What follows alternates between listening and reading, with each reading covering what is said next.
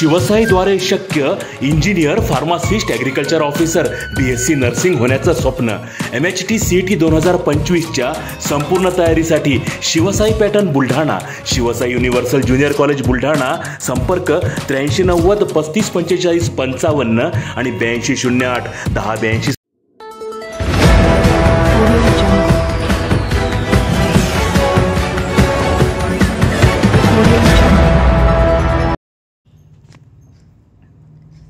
वीज बिल माफीसह विविध मागण्यांसाठी महावितरण विरोधात उबाठा रस्त्यावर. वीज वितरण कार्यालयासमोर ठाकरेंच्या शिवसेनेचे आंदोलन.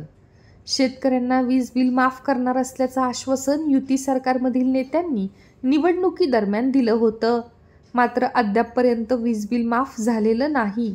शिवाय पावसाळ्याच्या तोंडावरच विजेच्या संदर्भात अनेक अडचणींचा सामना शेतकऱ्यांना करावा लागतोय. या सर्व समस्या तात्काळ निकाली काढण्यात याव्यात, वीज बिल माफ करण्यात यावं यांसह इतर मागण्यांसाठी ठाकरेंची शिवसेना आक्रमक झाली आहे. जिल्हा प्रमुख जालिंदर बुधव त्यांच्या नेतृत्वात बुलढाणा शहरातील महावितरण कार्यालयासमोर जोरदार निदर्शने करण्यात आली. महावितरण संदर्भात तक्रारींचा तात्काळ निपटारा करण्यात यावा, अन्यथा तीव्र स्वरूपाच्या आंदोलनाचा इशारा देण्यात आला आहे.